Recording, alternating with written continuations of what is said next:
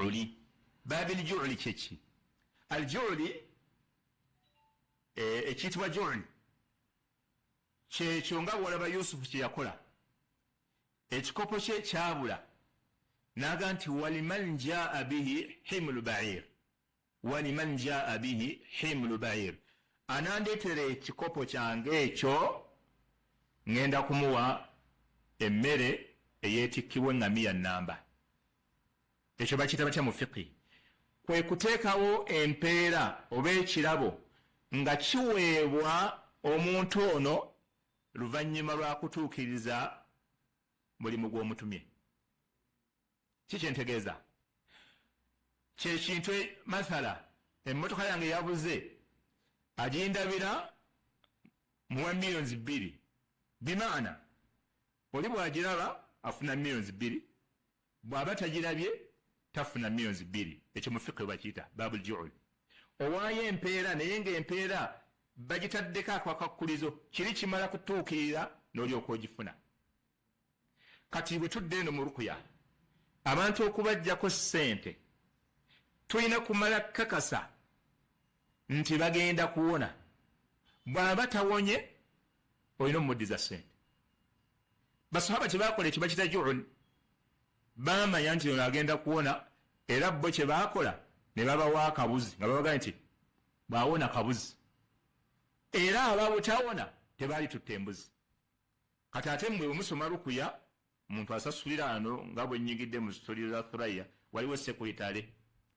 Osooka awo n'olyoka oyingira ewa seeka osoose wali sekuritale oteeka babiri. Kati omuntu oba awonye oba tawonye ogamba Allah karimu. Ekyo tekiriyo.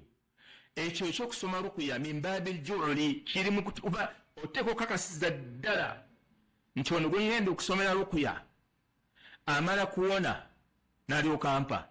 Ate kyakuwadde tekibeera kisalire. Tekibeera kisalire.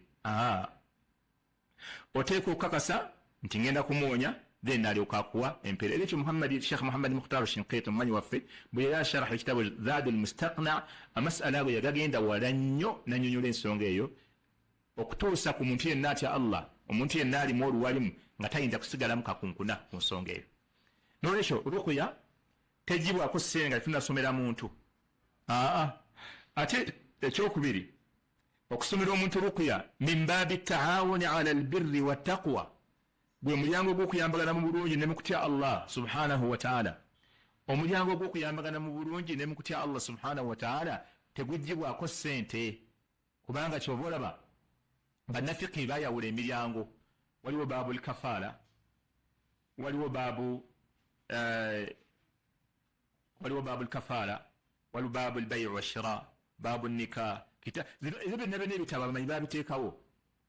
Gwe kasita ogamba nti ndi kafiiru oba ndi wakiiru oba ndi waliyu bamanyi ki mulimu ki gw'okola ng'osasulwa, mulimu ki gw'okola nga tosasulwa. Pamaka tosobola kubeera kafiiru wa muntu ng'oli yakutaddewo nti nkolera kino ngabira muwala wange n'ogamba nti alina okusasula olw'okuba wamugabidde muwala we. Nedda, waliwo emirimu nga tegisasulwa mu shariya, nga shariya kimanyikiddwa tegusasulwa ssente obugooba okoze. So rukuya okubeera nti tugenda kusobera abantu nga bamala kusasula ssente, ekyo tekikolebwangako mu baatukulembera abalongoofu. Ekyokubiri, bwe mba muwadde eddagala era tasasula, bw'oba olina eddagala ly'omanyi omulwadde asobola oddikozesa n'olimuwa akusasula essente. Naye okusasula al-Fatiha gy'omusomera ne Ayatul Kursi abada tekikkirizibwa kubeera nga akusasula ssente. Masala g'okubiri, okusomera rukuya atali musiraamu kikkirizibwa kubanga eno nzijanjaba, tuba tuli mu kujjanjaba. Omuntu yenna tumujjanjaba sawaun musiraamu oba si musiraamu. Wakadhalika nga bw'olaba ba ahlul kitaabi abaaliwo ku mulembe gwa Nabbi Muhammad sallallahu alaihi wasallama, Nabbi sallallahu alaihi wasallama yabagamba nti wali mutawaana okujjanjaba bwe mubeera nga mukozesa ebyo ebiri mu kitabo kya Allah. Ekigambo kya Abubakar Siddiq. Abubakar Siddiq yakyogera. Waliwo omusajja Omuyudaaya ng'ajjanjaba muwala we Aisha. Abubakar n'amugamba tewali mutawaana kasoobera ng'omujjanjabisa biri mu kitabo. abamanyi banyonyolesa ekigambo kya Abubakar ne bagamba nti kasaala ng'amujjanjabisa ebiri mu kitabo kyabwe ekya Tawulaati ebitaakyusibwa, kubanga ebiri mu Tawulaati ebitaakyusibwa gaasigala nga mazima, naddala eby'okujjanjaba Abayudaaya tebaabikyusa mu kitabo kyabwe kubanga beetaavu baakujjanjabwa, era kyobola bwe baabijjanjabisanga abantu baawonyezebwanga ku lw'obuyinza bwa Allah tabaraka wa taala. Era oyo Omuyudaaya yajjanjaba Aisha, Abubakar n'amugamba tewali mutawaana kasooba ng'omujjanjabisa nabiri mu kitabo, amakubo ebiri mu kitabo kyammwe ebitaakyusibwa. Idhan kitegeeza tukkirizibwa okujjanjaba omuntu atali musiraamu nga tumusomera rukuya. Enzijjanjaba abasiraamu eya rukuya eyagala nnyo okwegendereza. Basiraamu abajanjaba abantu kyobola bagezesiddwa n'ebigezo bingi. Teri muntu ajjanjabye bantu ng'akozesa rukuya n'abuuka ensalosalo za Allah okujjaho ng'agezeseddwa n'ebigezo bingi. Abajjanjabye abantu mu nzijjanjaba eya rukuya neteme batabuuka nsalosalo za Allah, era olwaleero bakyali bulungi. Era olwaleero bwe basomera abantu Allah subhanahu wa ta'ala abasuusa. Naye abantu abaafuula rukuya nti mulimu gwetongodde, mulimu gwa kukozesa kusaba ssente empitirivu, mulimu gwa kuteekamu bukodyo, mulimu gwa kusooka kweyambisa majinni, kubanga abo nabo weebali. Waliwo abantu nga bo beefuula nti basomi ba rukuya bakugu naye nga beeyambisa majinni, shayatin. Ebyo ebitabo nabyo gyebiri ebiyigiriza amajinni. Waliwo ekitabo ky'oyinza okusoma nga kisomesa amajinni, nga kikusomesa n'enkozesa yaago, nga kisomesa kikuyigiriza amajinni. Era abantu bangi babikozesezza olwaleero. Bagamba nti oli seeka ajjanjaba abantu, ajjanjabisa Qur'ani, naye nga bw'ogenda okumwetegereza tajjanjabisa Qur'ani. Ate naye akozesa amajinni lwakuba yambadde Qur'ani, yambadde enkofiira, n'ateekawo Qur'ani, n'ateekawo n'obulaadi, n'ateekawo n'omusaala ogw'e Makka ne Madiina, n'ateekawo n'amazzi ga Zamuzamu. Ebyo byonna byonna abikola naye nga bonna bukodyo bwa kulimba abantu kubalowoozesa mbu ajjanjabisa Qur'ani naye nga ajjanjabisa shayatin. Obumu ku bubonero bw'oyinza okutegeererako omuntu ajjanjabisa amajinni bwe buno. Obubonero obumu kw'oyinza okutegeera nti ono seeka ajjanjabisa majinni, tajjanjabisa Qur'ani, tajjanjabisa sunna bwe buno wammanga. Akasooka, omuntu ayinza okusomera gw'atuukiddwako shayatin, naye nga mu kusoma kwe ayina ekifo kimu ekyenkalakkalira w'omulaba atunula. Kasolaba nga akabonero ku muntu oyo akusomera akujjanjaba, naye ng'ayina ekifo ayinza okutunula mu kasolera k'ennyumba, ayinza okutunulira omuntu, ayinza okutunuulira mu kasonda, ayinza okutunuulira ekintu kyonna kyatunuulidde. Kasolaba ng'omuntu akusomera ng'ayina ekifo kimu waakaliriza amaaso tagajjaawo, kabonero akutegeeza nti omuntu oyo tajjanjabisa Qur'ani, newankubadde asoma owulira asoma ayati za Qur'ani aba akozesa mashayatin. Akabonero akookubiri k'oyinza okutegeera omuntu akulimba nti ajjanjabisa Qur'ani naye nga ajjanjabisa kirala, ye muntu okubeera ng'ayina empeta ku lugalo lwe. Bw'asoma ebbanga ne ligenderera asobola okugikwatako empeta eyo n'aginyoola n'agikyusa, n'agikwata n'olaba ng'aginyoolanyola ng'agikyusakyusa. Kasolaba ng'akola ekikolwa ekyo, kabonero akakutegeeza nti ajjanjabisa shayatin. Akabonero akalala kuyinza okutegeerera omuntu ajjanjabisa shayatin kwe kubeera ng'ayina akatambaala ak'enjawulo. Akatambaala ak'enjawulo balina ebintu bye bakakozesa bingi. Asobola okukateekawo n'agamba tuula okwo nga ngenda okusomerera, n'otuula akatambaala ako. Oba asobola okukaggyayo mu nsawo n'akasiba ku mulwadde, oba n'ayeefuula akeesiimuuza,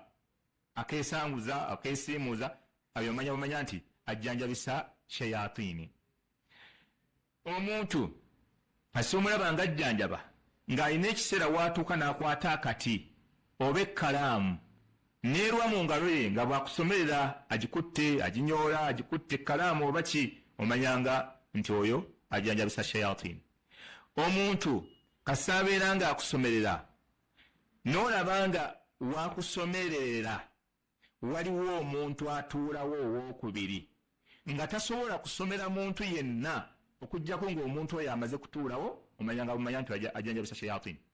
Abantu bangi ogenda wajjanjabira naye nga wabaawo omuntu atuulawo awo wajjanjabira, ng'omuntu oyo tasobola kutandika kusomera muntu yenna mulwadde mu mbeera zonna okuggyako ng'omuntu oyo amaze kutuulawo, omanyanga nti wadde hadisi z'omubaka salawatullahi wasalaamuhu alaihi. Bino temubiwulira, mwebeereremu ng'enjogera bw'egamba, mwebeereremu ekitubabuuliza bino. Even abantu bano abakozesa shayatini nga beerimbika mu Qur'an, ebintu ebyo babisoma ne babiyiga. Era waliwo ekitabo ky'osobola okusoma ne bagamba soma erinnya lino emirundi 8,000. Erinnya lye bakuwa okusoma mu kitabo ekyo liba linnya lya jjinni. Era erinnya eryo bw'olisoma 8,000 we giweera weppa, ogenda okuwulira wooba otudde nga waliwo ekintu ekikutuddeko ku mubiri gwo.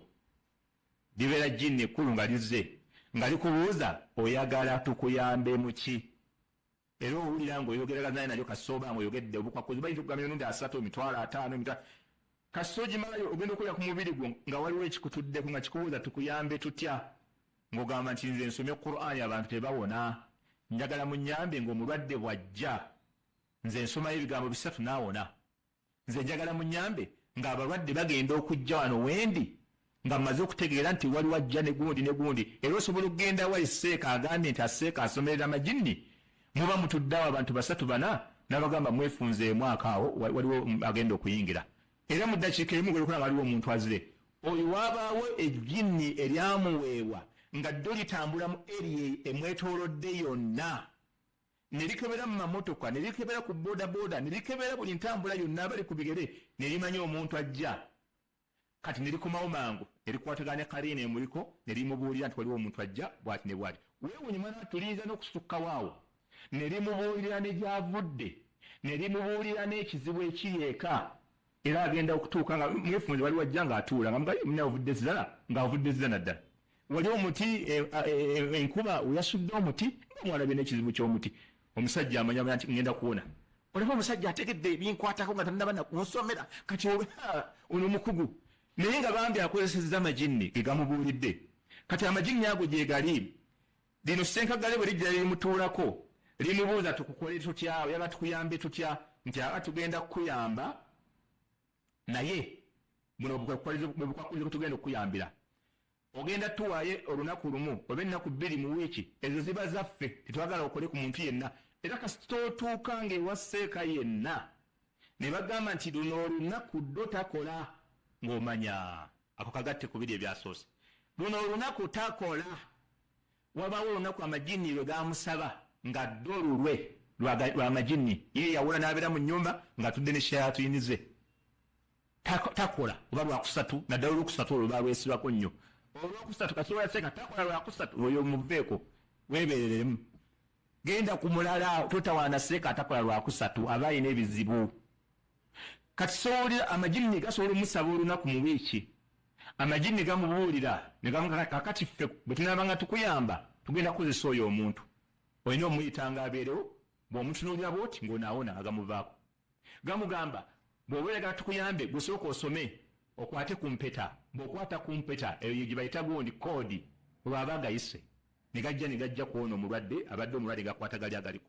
Akatambaala koodi esobola okuba yakatambaala bibiri obwedda bye mbagamba. Najjayo akatambaala bw'ati n'akeesiimuuza ng'olwagayise. Naye nga abadde asoma Qur'an n'akwata eppeeri n'aginyolanyola bw'ati olw'empeta ng'olwagayise. Oba n'atunula mu kifo kasi atunula bw'ati n'akaliriza amaaso nga tegajja mu kasonda ng'olwagayise nga gajja bwe tuyinza na kutegeera ti abadde akozesa shayatini. Oba mu ayati z'asoma ennyingi asobola okuyisaawo erinnya lya shayitaani n'azikoola nga mwe temutegedde. Abadde asoma ayati kumugenda okulira ng'ayisizaawo erinnya lya shayitaani n'azikoola ne zijja ne zimuyamba mu kujjanjaba omuntu omulwadde ono. Ebyo byonna byonna mwebiri muno mu nsi abantu babikola balowooza bajjanjaba bannaabwe naye nga beenoonyeza kasente, bali mu kukozesa shayatini. Amasabo baagazza mu mayumba aganyirira nga wano wentudde. Amasabo temulowooza mbu gakyali gali agedde ag'okuyingira obusiisira ng'okutamye namu mbu embugo ziri omwo. Nedda ssebo, amasabo g'olwaleero gali mu mpeta, gali mu butambaala, gali mu ssimu, gali mu kintu ky'oyinza na kulowooza, gali mu bisenge nga muno mwe tutudde abantu mwe basawulirira. N'olwekyo abasawo abajjanjabi abashayatini abakozesa amakubo ago ge twogedde nammwe mwebeereremu. Mutye Allah subhanahu wa ta'ala, mubeere nga mumanya nti okujjanjabisa shayatini kikutuusa mu bukafiiri. Al isti'anatu bishayatini, okweyambisa shayatini nga gweza okozesa mu kujjanjaba kikutwalira ddala ne kikukasuka mu bukafiiri. Iran okujjanjabisa Qur'an twejjanjabisa bilma'thur n'ebintu ebyalwagirwa gamba ng'okusoma Qur'ani mbagambe suratu al-Fatiha gamba ng'okusoma ayat al-Kursi taqra ayat al-Kursi osoma ayat al-Kursi soma ayat al-Kursi gweke nyini omulwadde Allah subhanahu wa ta'ala bi'awnihi wa bitawfiqihi Allah subhanahu wa ta'ala huwa shafi' la yu'jizuhu shay Allah yasusa tuwali kiyinza kumulema era shobola Ibrahim alayhi salatu wassalam yagati wa idha maridtu fa huwa yashfin mbwe ndwala nze Allah yamponya Allah subhanahu wa ta'ala yakayawonya so si seeka so si Qur'ani gyosoma era neyenzikiriza omuntu alina okuba nayo Qur'ani gyensoma si yegenda okumponya wabula Qur'ani ngisomanga kkubo mu makubo agayitibwamu okuwona Allah subhanahu wa ta'ala namponya Qur'ani yosi yewonya Allah subhanahu wa ta'ala yawonya ekyokusatu osoma المعوذتين nga baziyita المعوذتين essula ebbi ezakka olw'okujjanjaba nga ddala y'ensonga ezisizza era bw'osoma essula ezo ojja kuzisinga nga zireke ayaati ennamba zaazo byebifundikwa omusajja eyali aluze nabbi Muhammad sallallahu alaihi wasallam bye yakozesa ebifundikwa byennyini omubaka sallallahu alaihi wasallam wallahi baamuloga era kino kitegeere mugana yawe nti eddugu likwata buli muntu yenna limukwata tolowooza mbuti waliwo gwe litakwata naye obuzibu bwe buli bwe limala okunkwata nejjanjaba ntya awo wali obuzibu naye ffenna tukkaanya nti amajinni sayati eddogo lisobola okukwata omuntu era bwe tuba tusomesa bino tutegeeza nti abasiraamu amajinni gabakwata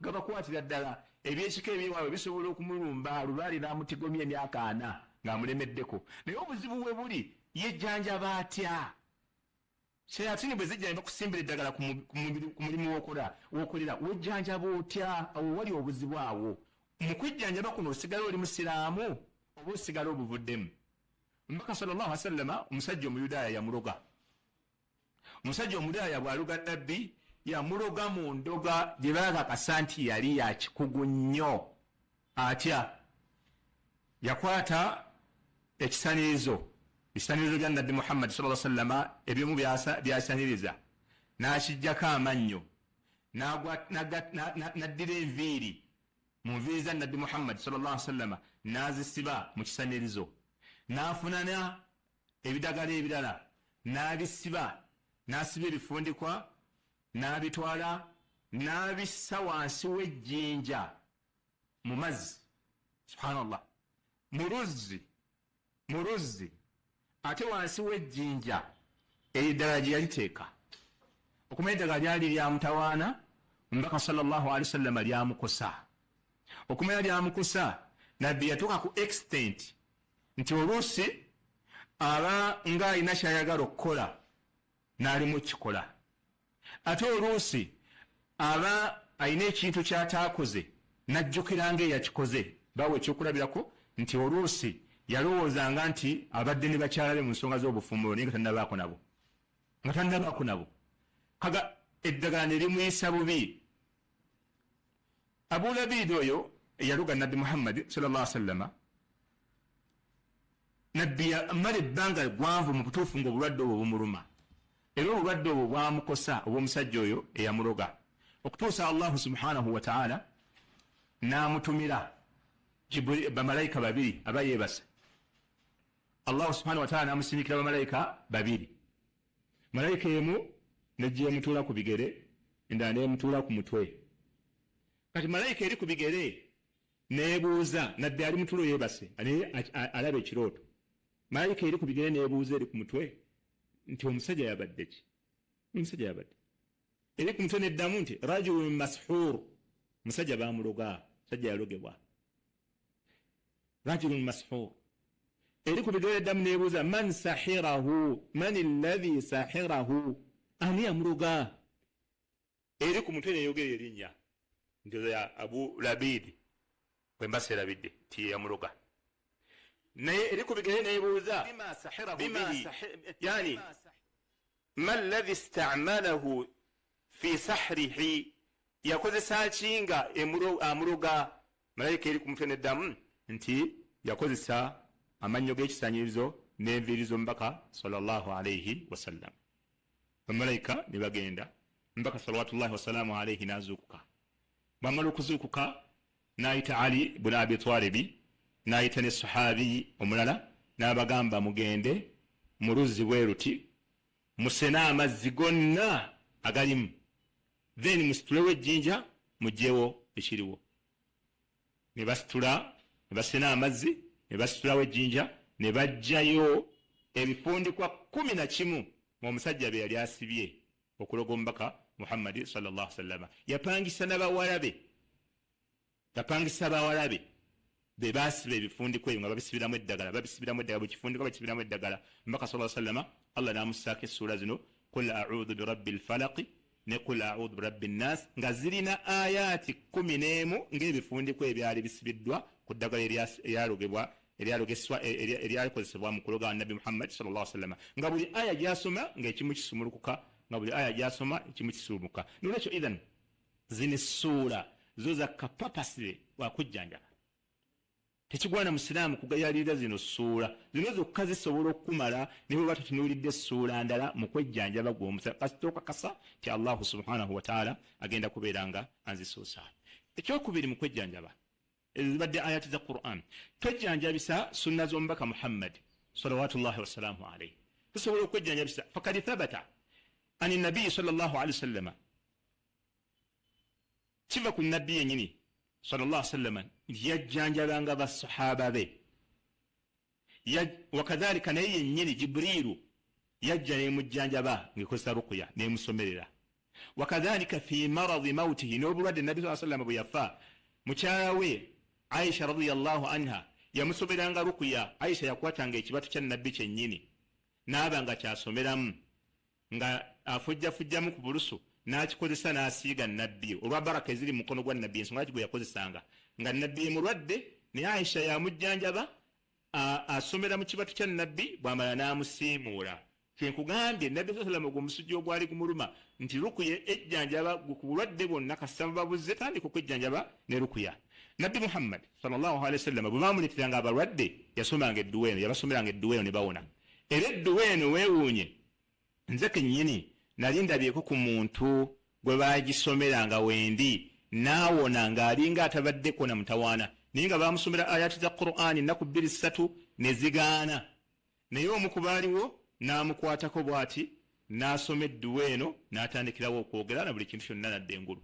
Edduwa eno nabbi bwe baamuleeteranga abalwadde, era sahabi agamba nti omu mu ffe bwe yalwalanga twagenda ewa nabbi n'atukwatako n'omukono ogwa ddyo n'asoma ebigambo bino n'agamba nti adhibil ba's, adhibil ba'sa, ay Allah jjawo mutawaana, adhibil ba'sa, ay Allah jjawo mutawaana, rabban nas, gwe mukama w'abantu bonna, washfi, era ossuuse owonye, anta shafi, gwowonya, la shifaan illa shifaauka, tewali kuwonyezebwa okujjako okuwonyezebwako.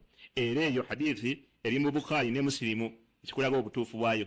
Nabi Muhammad sallallahu alaihi wasallam basahaba be yabasomeranga edduwa eyo nga bakola ki? Abajjanjaba obulwadde obwabanga bubatuuseeko. Okwejjanjaba kuno okwa ruqya tukwejjanjaba n'okwejjanjaba kuno okwebikoola kwenzijako, simanyi oba naatuuka kwa hijama kubanga Juma nayo tandise tugobagoba kati. Okwejjanjaba kuno twejjanjaba mu bintu bibiri. Ruqya bajijjanjabisa mu bintu bibiri. Ekisooka lidaf'i albala wal amrad, ruqya tugikozesa ne twejjanjaba nayo mu kuziyiza endwadde nga tezinnaba natutuukako. Omuntu asobola okwejjanjaba ne ruqya nga aziyiza buziyiza ndwadde naye nga tezinnaba nakumutuukako ng'akozesa ruqya. Tobalaba ye abantu gye basoma naye nga tebakiteerako na budde nti ye ruqya, azikaaliza okumakya n'akawungeezi, mwana wato ye ruqya yennyini. Ebyo lwamanyi lwaki tugikozesa? Tugikozesa lidaf'i albala wal masaib, kuziyiza mitawaana n'ebizibu, wal amradi, n'endwadde ezaalibadde zikutuukako, n'ogamba a'udhu bikalimati llahi tamma, a'udhu bikalimati llahi tamma min sharri ma khalaq. Naye ogumeri n'erinnya lya Allah erijjuvu, n'ekigambo kya Allah ekijjuvu, antaase buli kintu kyonna ekikoze eki kye yatonda. Endala بسم الله الذي لا يضر مع اسمه شيء في الأرض ولا في السماء وهو السميع العليم.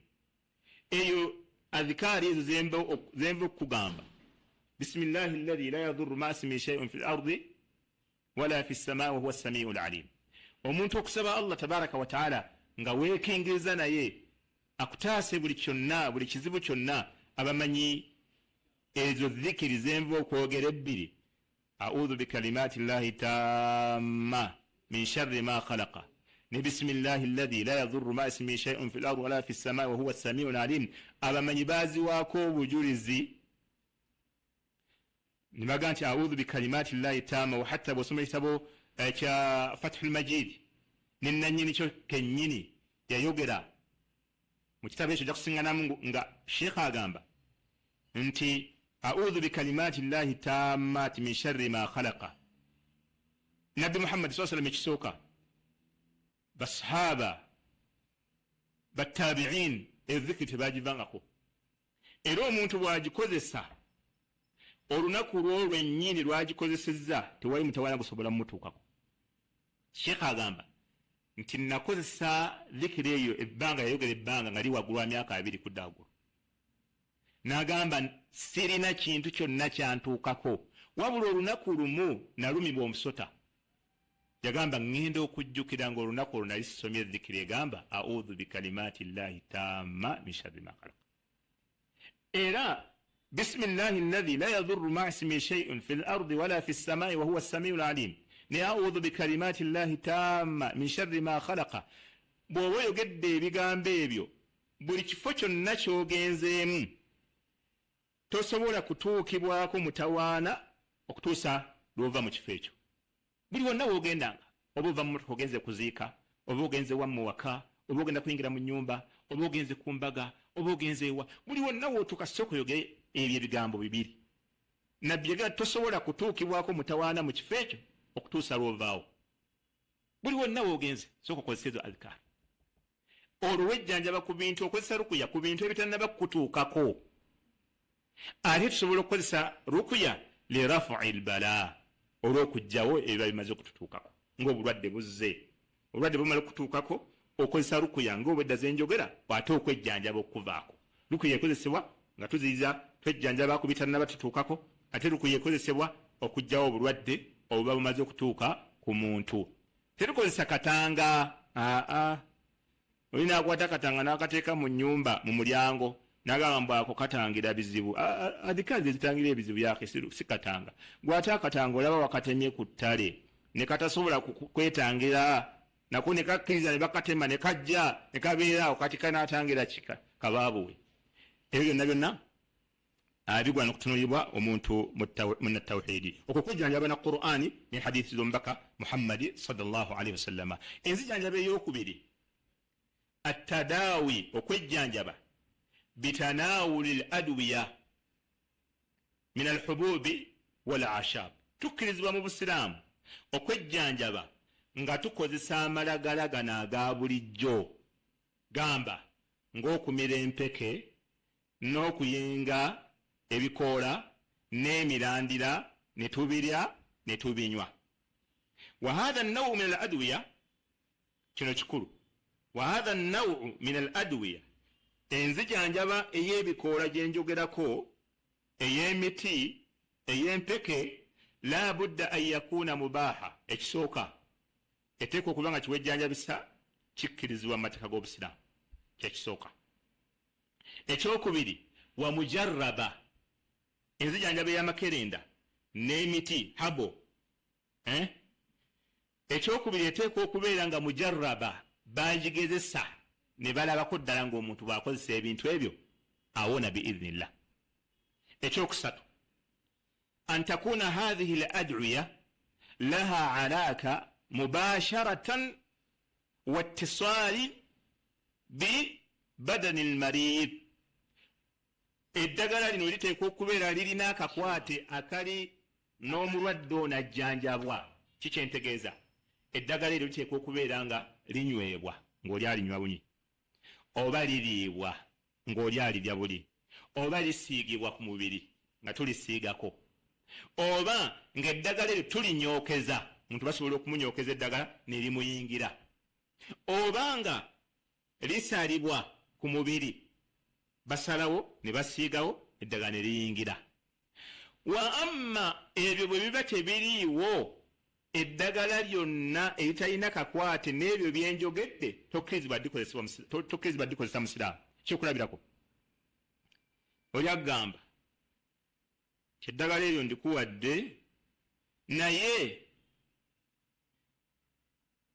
bw'oyagala oddikozesa omala kutuuka mu kisasi ky'ennyumba n'oyimiririza okugulu kumu n'olyoka olinywa totawaana osiibula nga busiibuzi nga nti nkuvuddeko seeka kasita olyayo akakwakkulizo konna akafaanana bwe kato eddagala lino ndikuwadde naye bw'oba ogenda oddinywa olina kulinda ssaawa 9 ez'ekiro n'ogenda ku kabbuli ya kitaawo n'ofukamira n'onywa totawaana kasita owulira nti eddagala lino ndikuwadde lyakwesiba naye munnange olyesiba mu nnaku zino olunaku olw'13 n'olw'14 n'olw'15 lw'osula mu kagoye ako akagoye ako kajja kukuyamba naye ate tokozaayozanga nnyo mu mwezi okozaamu omulundi gumu kasita owulira akakwate konna ku ddagala nga akakwakkulizo kagamba sooka olikole kino sooka olikole kino tewali babalimba mb'olweza luleeta emikisa gendo naaba olweza ojja kufuna emikisa kati weewuunye weebuuze kakwate kyakaliwo wakati w'okunaaba olweza n'emikisa kubanga emikisa albarakat kiri maanawi albarakatu emikisa maana ibarat maanawiya ibarat z'emikisa kigamba albarakatu shay'un maanawiya albarakatu maanawiya emikisa giri makulu kati tubula ebireeta emikisa nga bwe twabisomesaako wano emikisa tebagunywa tebagunaaba bunaabi tebagubuuka kasita olaba omuntu ng'akuwadde eddaga naga nti oyagala kukola bakasitoma bajje naamu twayeb twala kana akagoye okalaba kateeke mu mulyango gw'edduuka lyo kabuuka emirundi 3 ng'obuuka odda kyennyumanyuma totawaana obuuka ekiro kyennyumanyuma nodda booti ng'omanya eddagala tewali eddagala lyonna kasaba kuwa obukwakkulizo abantu balina abaana naye balina irizi bazisibye mu biwato endala ziri ku mikono bw'obuuza akakwata akaliwo wakati wa irizi n'obulwadde obuli mu mubiri nga tekaliiwo omanya nga bumanya mwana wa kitange eddagala terikkirizibwa kubeera nga okozesa omusiraamu okujjanjaba naye nalyo omuntu yenna wamima yadullu ala jawaazi tadaawi bil adwiya attabiiya mulimu abantu abagamba nti tetukkirizibwa kumira ddagala nze nsoma busomi azikaari nsoma busomi ya akhi weesigamire allah nga bw'okozesa eddagala tukkirizibwa okuteekawo ensonga ze tuyitiramu okwejjanjaba then twesigamira allah subhanahu wa ta'ala era ekitulaga nti ebikoola omwetango omululunza emiti empeke tukkirizibwa obikozesa era birimu eddagala allah subhanahu wa ta'ala agati wa awha rabbuka ila nahli allah subhanahu wa ta'ala yatumira enjuki an ittakhidhi min aljibali buyuta ebeere ng'ezimba ennyumba zaayo muki mu nsozi wa mimma ya'rishun n'ebantu ebintu bye baalirira ng'emizinga n'ebirala thumma oluvannyuma bwe bali okuzimba allah n'ajajagira thumma kuli min kulli thamarat oluvannyuma genda olye buli kibala buli muti olyeko fasluki subula rabbika dhulula يخرج من بطونها شراب مختلف ألوانه فيه شفاء للناس oluvannyuma enjuki bw'emala okubeera nti egenda eridde buli kikoola buli kimuli buli muti n'enuunako ejja kufulumya enjuki ezo zifulumya mu mbuto zaazo sharabun ekyokunywa mukhtalifun alwanuhu nga kiina kkala za njawulo gwe mubisi gw'enjuki fiihi shifaa'un linnaasi ng'omubisi ogwo gulimu okuwonyezebwa eri abantu inna fi dhalika mazima ekyo la ayatin liqaumin yatafakkarun kabonero kanene nnyo kakulu nnyo eri abantu abafumintiriza. Allah subhanahu wa ta'ala n'atubuulira nti nno ekisooka mulimu ebintu bibiri. Omubisi gw'enjuki gulimu eddagala, gunywebwa bunywebwa, tola gulina akakwate n'omubiri. Ekyokubiri muno mulimu tambihi Allah okutubbirako nti enjuki eno gyagisindisa owuliddeyo egendenga erya buli kati buli kamuli omwo mulimu tambihi ekutegeeza nti eyo waliyo eddagala mu miti egyo. Mu miti egyo waliyo eddagala kibula gyagiragidde egende kuŋŋanya mu bimuli ebyenjawulo nenunakkano neegatta netufulumiza omubisi nga gulimu eddagala eriwonya abantu biidhinillahi subhanahu wa ta'ala. Kikulaga nti okwejjanjabisa eddagala erya habo, okwejjanjabisa amakerenda, okwejjanjabisa eddagala eryokwenyokeza, eryokusala omuntu neriyingira mu mubiri, eryokumusiiga, ebyo byonna erina akakwate ku mubiri gw'omuntu shar'an mu mateeka gaffe ag'obusiraamu likkirizibwa okulikozesa. Ekyokulabirako ekirala, Omubaka sallallahu alaihi wasallam yagamba man tasabbaha kulla yawmin 7 tamratin ajwatan lam yadhurruhu fi dhalika al-yawm summun wala sihrun. Mbaka yagamba ti omuntu yenna akeera ku makya n'alya entende 7 eza ajuwa, zimanyikiddwa bazita ajuwa, zibeera zirugavu. N'alya entende 7 ng'azirya buli lunaku lam yadhurruhu fi dhalika al-yawm, olwo olunaku lwakeddo zirya tasobola kutuusibwako mutawaana, summun nga gwa butwa, wala sihrun wadde eddogo. Olaba okwejjanjaba okugwa muteeko gwe nasoose okwogera, okwejjanjaba nga obulwadde tebunnagwawo. Abana nabbi bwakubiddeko obulwadde tojja kutuusibwako ddogo n'obulwa tebujja kukukwata. Abantu ennaku bali mu kutiitiira buli mazzi batyo ganywa ne bwajja nga no kufurayo atya batuganye okunywa amazzi yaki mutyaki mwesigamire Allah niye abagambye nti abantu baliwo okutta busi bantu yaki muti Allah ebimu mukakkane mwesige abantu baddu Allah tabaraka taala. Naye omuntu wabeera nga idde entende 7 ezaajuwa buli lunaku, hadisi eri Bukhari na Muslim ekikulaga obutuufu bwayo. Ekyokusatu atadawi bihabati sauda, okwejjanjaba ne habati sauda.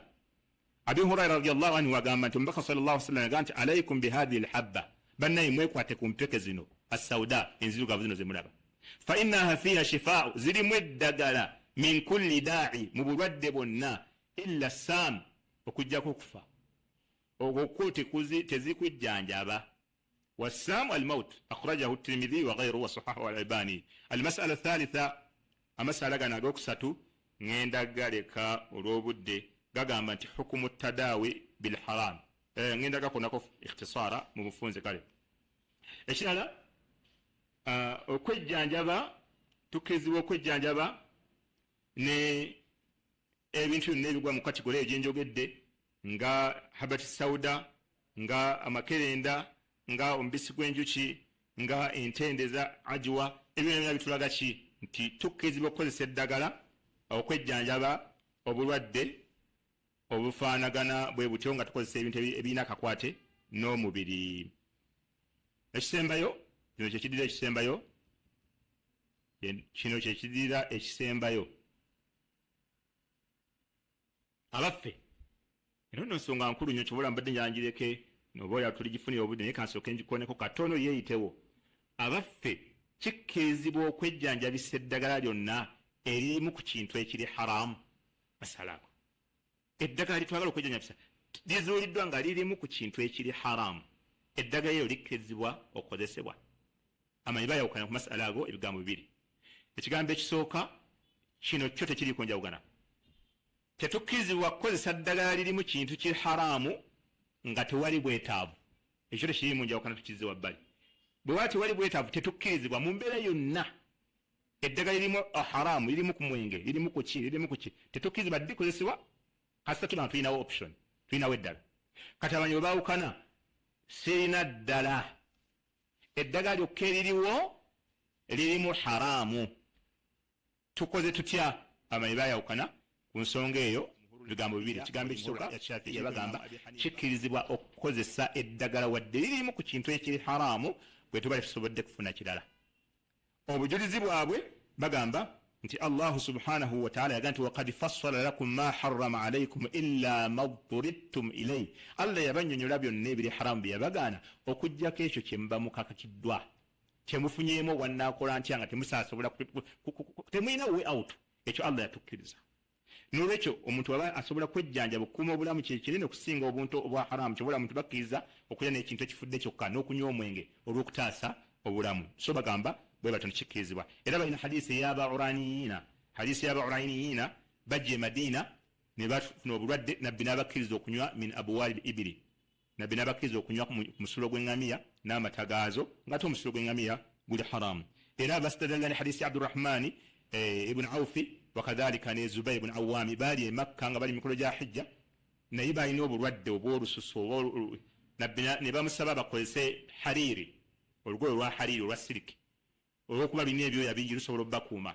Nabbi n'abakkiriza n'abagaa nti mwe mukozese, naye ng'omusajja okwambala hariri kiri haramu. Naye olw'okukuuma obulamu okuwonya emibiri gyabwe nabbi n'abakkiriza okubeera nga bakozesa hariri. Ne bagamba olw'ekyo obuzibulizo obwo butumalira ddala okutegeera nti omuntu akkirizibwa okukozesa ekintu ekirimu haramu katono n'ejjanjaba. Ekigambo ekyokubira alqawlu bi adami aljawaz, abamanyi abalala bagaa nti tekikkirizibwa, wa huwa madhhabu Maliki wal Hanabila. Imam Malik aga tekikkirizibwa kwejjanjabisa kino kyonna kirimu haramu, wakadhalika ne bahanabila bagamba nti mu bintu Nabbi sallallahu alayhi wasallam byajja nabyo Allah yagamba nti wayuhillu lahum at-tayyibat, yajja nga bakkiriza ebirungi, wayuharrimu alayhim al-khaba'itha, ate Allah n'abagaana ebintu ebibi. Nolwekyo ekintu kyonna ekiri haramu ekibi omuntu tagwana kyejjanjabisa nakyo. Era basitarella n'obujulizi obuli mu Bukhari, Abdullah ibn Mas'ud yagamba inna Allah lam yaj'al shifaakum fima harrama alaykum, nti Allah teyafuula obujjanjabi bwammwe amakulu obuyinza okubawonya biidhnihi, nti ate buli mu bintu Allah bye yabagaana. Obujulizi bwabwe obulala baga nti Nabbi sallallahu alayhi wasallam baamubuulira omusajja nti akola omwenge, bwagukola naye agugjamu eddagala. Nabbi n'aga nti innahu laysa bidawaa'i walakinahu daa'u, Nabbi yaga nti eryo si ddagala wabula bulwadde bwennyini. Wakadhalika wastadallu bilma'qul, era bastadalla n'ekigambo nga kiri mu magezi baga nti anna Allah harrama hadhihi al-ashya, Allah yagaana ebintu ebiri haramu n'abigaana abantu okubirya, hifadhan linnufus, bakuume emitima gyabwe, wal abdani n'emibiri gyabwe gibeere miramu, fala yumkinu an takuna fiha shifa, ate tebisobola kubeera nga birimu okuwonyezebwa ng'ate Allah subhanahu wa ta'ala yakola ki, yabibagaana. Idhan kati ne bagamba nti kikkirizibwa. Warrajihu, ekisinga okuba ekituufu kyekiruwa kwaga masala. Arrajihu, ekituufu kiri nti alqawlu bijawazi istimaliha, tukkirizibwa okukozesa ebintu wadde birimu ku haramu ebyokwejjanjaba inda alhaja, waawo baddewo obwetaavu, wa inda adami wujudi ghairiha, nga tetulinaawo ddagala ddala lyonna tuyinza kukozesa okuggyako eryo nga ddi ma taakudi nafuha, awamu n'okukakasa ma taakudi nafuha, awamu n'okuba nga tukakasizza ddala nti ddala biyamba. Si kutuliisa bintu birimu haramu nga tetumanyi nti oba binaakuyamba, nedda balina okuba nga baatukakasiza ddala nti omuntu bw'abikozesako obulwadde buwona. Wakadhalika alhijama, okumuntu okozesa hijama yekisembayo. Hijama zezimu ku nkola enzijjanjaba ez'obusiraamu, si sunna nti yo nga sunna ekolebwa sunna anga abamu bakirowooza ti omuntu bwakola hijama sunna. Era kyobola Ibn Uthaymin rahimahullah yaga nti alhijama laysat sunna, si sunna. Naga nti alhijama dawaa'u, dagala. In ihtaja al-insanu ilayhi, omuntu singa awulira nga alyetaaze ihtajama akola hijama. Wa in lam yahtaj ilayhi, bwaba teyeetaaga hijama fala yahtajimu, tagwana kuba nti akola hijama nti nze nkola hijama nkola sunna ya Nabbi sallallahu alayhi wasallam. Nedda, hijama ekozesebwa nga obwetaavu obuyina, era kyoba olaba yo erina omugaso. Era omumanyi ayitibwa Khattabi rahimahullah yaga nti alhijama mubaha, nungi ekkirizibwa. Wa fiha naf'u, era erina omugaso. Wa salaha, n'obulungi lil abdani, eri emibiri gy'abantu. Hijama eyo obeera ng'ogikozeseza. Hijama kyekiiko ekulumika, bakusala ku mutwe n'awantu balina ebifo bye basalamu ne bateekawo ekikompe ne kinuuna omusaayi ogwo guba gwononese. Eyo y'emu ku nzijanjaba ez'obulwadde naddala obw'omubiri. Omubaka sallallahu alaihi wasallam wakana sallallahu alaihi wasallam yahtajimu, Nabbi yagikozesanga idha aswabahu marad, yabanga atukiddwako obulwadde kasuda ng'okulumibwa kw'omutwe, wanahwe n'ebifaanana ebyo. Nabbi omutwe bwe gwamulumanga ng'akozesa hijama. Naye akola hijama ateekwa kuba khabiru. Naawe bw'oba ogenda okukolako hijama kakasa gogenda okukolako hijama nti amanyi byakola kubanga waliwo obuzibu nabbi sallallahu alayhi wasallam nti man tatabbaba omuntu yenna yefuulafuula omusawo walam yu'lam minhu tibb naye nga tamanyikiddwa mbu yali abaddeko omusawo fahuwa dhaminu bw'asala omuntu amuliwa omuntu okwefuula omusawo n'okuba omuntu empiso nemumenyekera omuliwa ekyo kigenda eri abasawo bonna omuntu n'obeera tonnayiga kulongoosa n'ogwa ku baana b'abantu n'obasala mbumugezesa muyigira ku bantu abasawo mu kutya Allah eno hadisi bw'ogiwulira tola Sheikh Muhammad Mukhtar Shinkiti bwe yashara hadisi eno subhanallah yagitwalira obudde buwanvu omusawo omusiŋŋaana yakoze akalwaliro akake naddira omwana tannayiga busawo olw'okuba yagende mulago n'ateeka omwana musiŋŋaana omwana atudde mu woofiisi omwana mutemi wa nnyama naye yamubeererawo ekigambo ekikwata n'obulamu bw'obuntu kyobalaba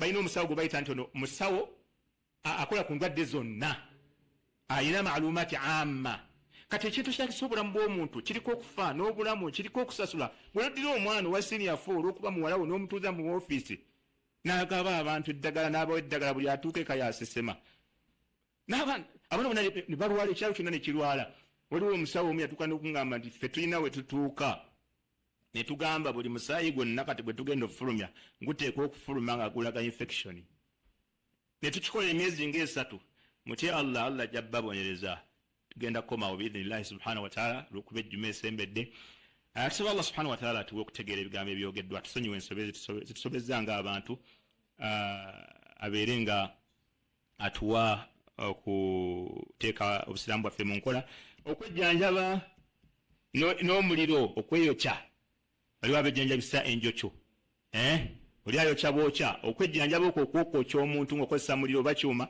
nakwo tekukkirizibwa okuggyako nga oli tasobodde kufuna bujjanjabira okuggyako obwo wakadhalika waliwo n'abejjanjabira eri abasamize ng'oli ejjanjabira eri basamize ejjanjabira eri abasamize ne bana bennagambye babayita ru'asaa'ul kuffar alladhina yad'una an-nubuwwa abakulembeze b'abakuffaaru abagamba mbu bo bannabbi musiraamu agenda wa nabbi gundi amusabireko musiraamu agenda wa nabbi gundi amujjanjabe oba ogenze mu ssabo okujjanjaba ako kubeera kuli haramu ojja kufunamu n'omusango n'obulwadde buyinza obutawona olw'obujembu oba okoze هذا والله أعلم وصلى الله وسلم وبارك على عبده ورسوله محمد وعلى آله وصحابته أجمعين وصلى الله وسلم وبارك على عبده ورسوله محمد وعلى آله وصحبه أجمعين والحمد لله رب العالمين. Nsemyo jaffe nga tujijja kukwagala kwajo tujizze kwecho Allah tabarak wa taala chayagala. Allahumma salli ala Muhammadin wa ala ali Muhammad kama sallaita ala Ibrahim wa ala ali Ibrahim innaka Hamidum Majid wa barik ala Muhammad wa ala ali Muhammad kama barakta ala Ibrahim wa ala ali Ibrahim innaka Hamidum Majid. Allahumma rabbana atina fid dunya hasana wa fil akhirati hasana wa qina adhaban nar. Rabbana la tuzigh qulubana ba'da idh hadaytana rabbana wa zalamna anfusana wa in lam اغفر لنا وترحمنا لنكونن من الخاسرين. ربنا اغفر لنا والوالدين وارحمهم كما ربونا صغار. اللهم اغفر للمؤمنين والمؤمنات والمسلمين والمسلمات الأحياء منهم والأموات. اللهم انصر المجاهدين في سبيل الله في كل مكان برحمتك يا أرحم الراحمين. وصل اللهم على نبينا محمد وعلى آله وصحبه وسلم والحمد لله رب العالمين. السلام عليكم ورحمة الله وبركاته.